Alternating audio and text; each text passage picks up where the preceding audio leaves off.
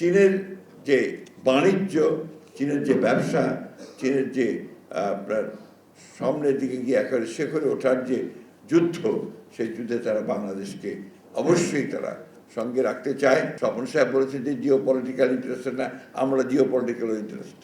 আমরা যখন বিরোধী দলে ছিলাম, যখন আপনার ফ্যাসিস্ট সরকার আমাদেরকে পিটাচ্ছিল, জেলে দিচ্ছিল, তখনও কিন্তু আমরা চীনের সঙ্গে সম্পর্ক রেখেছি, চীনের কমিউনিস্ট পার্টির সম্পর্ক রেখেছি।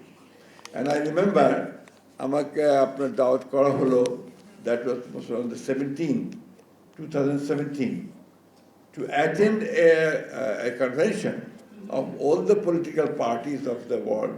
That was 116 political parties.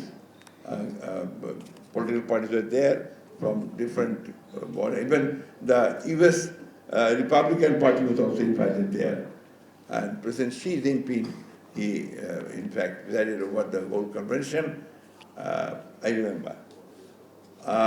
ওই ডেলিগেশনে আমি ছিলাম, আমাদের আরেকজন প্রথিতযশা সাংবাদিক যিনি আমাদের মাঝে নেই, মাহফুজুল্লাহ, তিনি ছিলেন, এবং আজকের ল মিনিস্টার আসাদুজ্জামান ছিলেন।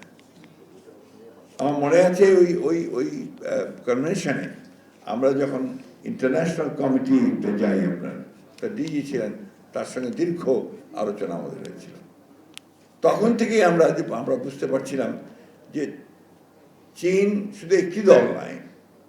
যদি আমাদের সেই সময় একটা অভিযোগ ছিল যে চীন শুধু আওয়ামী লীগকেই দেখছে, আমাদেরকে দেখছে না, কিন্তু আমরা তখনই বুঝতে পেরেছিলাম যে চীন তার চতুর্দিকে সকলের সঙ্গে সম্পর্ক তৈরি করে চীনের যে বাণিজ্য, চীনের যে ব্যবসা, চীনের যে আপনার সামনের দিকে গিয়ে একেবারে শেখরে ওঠার যে যুদ্ধ, সেই যুদ্ধে তারা বাংলাদেশকে অবশ্যই তারা সঙ্গে রাখতে চায়, বাংলাদেশ জাতীয়তাবাদী দলকে তারা সঙ্গে নিতে চায়। আমি সব কথা বলতে চাই না, শুধু একটা বলতে চাই, আমরা সবসময় চেয়েছি চীনের সঙ্গে আমাদের সম্পর্ক আরো দৃঢ় করার জন্য, আমাদের স্বার্থে। কারণ আমরা চাই যে চীনের মধ্যে একটি শক্তি আমাদের পাশে থাকুক, অর্থনৈতিকভাবে থাকুক। স্বপন সাহেব বলেছেন যে জিও পলিটিক্যাল ইন্টারেস্ট না, আমরা জিও পলিটিক্যাল ইন্টারেস্ট আছে আমাদের, অবশ্যই আছে। আমরা চীনের কাছে সেই জন্যে আমরা একটা সম্পর্ক তৈরি করতে চাই।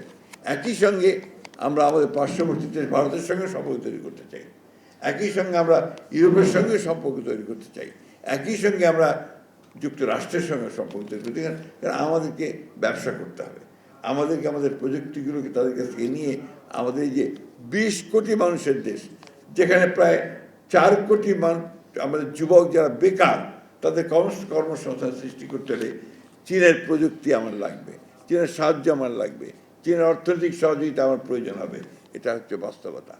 সেই বাস্তবতাকে সঙ্গে নিয়েই আমাদের প্রধানমন্ত্রী তারেক রহমান সাহেব এবার চীন ভিজিট করেছেন। সেই ভিজিটের মধ্য দিয়ে যে বিষয়গুলো চলে এসেছে, যেটার কথা কিছুক্ষণ আগেই হিস এক্সেলেন্সি বললেন, যে এখন যে পর্যায়ে যাচ্ছে সেই পর্যায়ে মনে হচ্ছে যে চীন আর বাংলাদেশ সম্পর্কে সর্বোচ্চ পর্যায়ে আছে।